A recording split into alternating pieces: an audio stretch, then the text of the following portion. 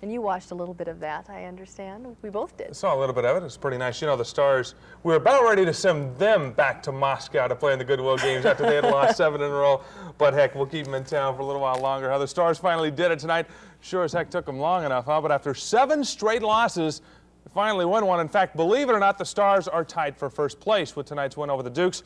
More than 4,000 fans at Cashman for a glove night tonight. For a while there, it looked like the most useful thing to do at Cashman Field was take care of a little personal hygiene out there, comb the hair or something like that. But tonight, along with the win, the fans did see a great game. Stars catcher Benito Santiago gets the runner at second base trying to steal. And in the 6th inning, Eddie Rodriguez, watch this shot right here. He sends one all the way to Jerry's Nugget out there in North Las Vegas somewhere. Mark Wazinger scores on that play to make it 3-1 Stars. 4-3 the final score. Stars hold on to win the ball game. They play the Dukes again at Cashman Field, 7:35 tomorrow night. Dodger third baseman Bill Madlock slipped on a sprinkler head before tonight's game against the Pirates. Madlock just got off the disabled list. Now he may be going back on. Madlock was not able to play tonight because of that. Also, we had highlights available of tonight's Dodgers loss to the Pirates, but once again, the Meese Commission on Pornography has limited, yes, the Dodger highlights to only XXX theaters. They don't want little leaguers to see any of the nasty highlights from Dodgers games these days. So we'll have to limit it to that. Doggone it, can't show you them again. Padres lose to the Cubs. You see here in Jack Murphy Stadium, 3-2. The Cubs scored all their runs in this entire series thanks to the long ball. Home runs. Yeah, Ron Say, a solo shot to right field, ties the score at 2 now. But on to the 9th inning when Jody Davis breaks this tie. He's going to step up there as the Cubs fans. Yeah, Cubs fans in Jack Murphy Stadium go wild. Here's Jody Davis. The catcher hits a home run to left field. Harry Carey has a hernia over this one. He's so excited. 3-2 Cubs go on to win the ball game. Houston beat New York. Here's highlights of this one. Earlier today, all the road teams, in fact, win tonight. Keith Hernandez, look at the great play he made there at first base. Takes a little dive, a trip, gets up, throws the ball, fires him out at first base. 52,000 fans on Hat Day, sure like what they saw there.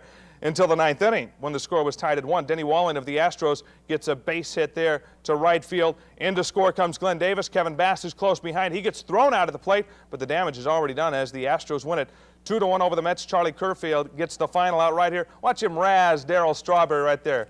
Yeah, I got you, buddy. You're out of there. 2-1 the final score as Houston wins it. The Mets now are only about 130 games in first place. Cincinnati beat Philadelphia 7-2. Montreal pounds Atlanta 12-5. And St. Louis 7, San Francisco 4 in 10 innings. Here's another road team winning as Lady Liberty and her sister look on in Candlestick Park tonight. Alan Nicely, he's going over to get this little pop-up to around first base. I got it. Oh, and it knocks him right on top of the head. He was all right, stayed in the ball game. 8th inning, Candy Maldonado gets a base hit for the Giants. Randy Kutcher comes in to score with a great head-first slide into the plate. That run ties it at 4 apiece. But in the 10th inning, the Cardinals score 3 times. An infield hit right there. McGee comes in to score with the game winner, 7-4, the final. In the American League, it looks like this. The Angels lose to Toronto 7-3. The Yankees get 4 home runs, and they beat Chicago 8-0. Cleveland pounds the ball around against Kansas City, 10-5 the final. Seattle 9, Boston 5. The Mariners win their first game of the season against the Red Sox today. The Mariners have won 8 of 11 under their manager, Dick Williams.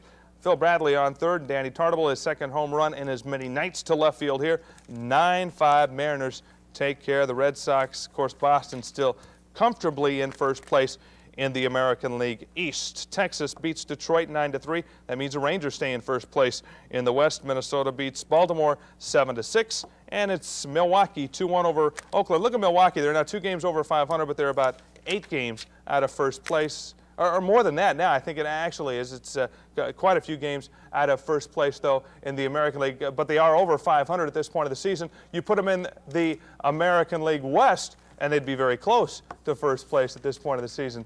They are playing over 500 ball. Now, for the last 5 years, the typesetter at Wimbledon hasn't had to change the name of the women's trophy. It's been Martina Navratilova ever since 1982. 1 more year for Martina. She beat fellow Czechoslovakian Hanna Mandlikova today. Hanna in the near court, first set, she was strong. She lost it, though. 7-6 was the final, but at least, heck, you lose a set 7-6 to Martina. You're still in pretty good shape anyway. At least you're holding your own. 5 straight Wimbledon titles, ties a record for Martina Navratilova. Now watch her here as she's going to come with a strong overhead smash to show the power of Martina. Here it comes. Watch out below as she scores the point there. Then you're going to see match point coming up here for Martina in the near court as she just returns it now. Goes to the net. She's so strong when she goes in the net. Unbeatable. 34 consecutive matches at Wimbledon ties a record. 7 titles is one off the record that she has now at Wimbledon. I guess you can call that domination, sort of, can't you? Men's finals are tomorrow. No domination there. It's going to be Yvonne Lindell against Boris Becker. Lindell has never won a championship at Wimbledon, and Becker, of course, is the defending champ. The dream of Ted Turner was finally realized today in Moscow. Turner has put together something that seemed to be impossible. The U.S. and Soviet Union competing in Olympic-style events. Well, the opening ceremonies for the Goodwill Games were held today in Moscow. Look at this. This was simply incredible. If you saw this, yeah, these are humans. These are people in a vase-like thing that they had set up there. The opening ceremonies were worth watching. They went about 2 hours today. All sorts of things happening there. And it was just, I guess, a great preamble to the fine events that they've had so far in this. Let's take you now to Madrid, Spain, where they had the basketball event in this competition at the Goodwill Games. USA against the Ivory Coast, sort of like the Celtics against the Bonanza High B team is what it'd be. Look at Armin Gilliam, the Hammer, scoring. Of course, he's a running Rebel basketball player. He's playing on this international team for the Americans. Also, you've got Arizona guard Steve Kerr, who scores it there. 99-62 USA over Ivory Coast. And for the women's, here's their game. They took on Yugoslavia today. Cheryl Miller of USC gets the lob, scores it inside. 72-53 the final score there. Also a world record today in the 800 freestyle swimming event. Vladimir Salnikov does it here with a time. You see his time on the left, the world record on the right. His time 7 minutes, 50.64 seconds, almost a 2-second better record than the world record mark there for Vladimir Salnikov, and his wife goes in the water after the game. She's also his coach, so she deserves to share in that victory a little bit, huh?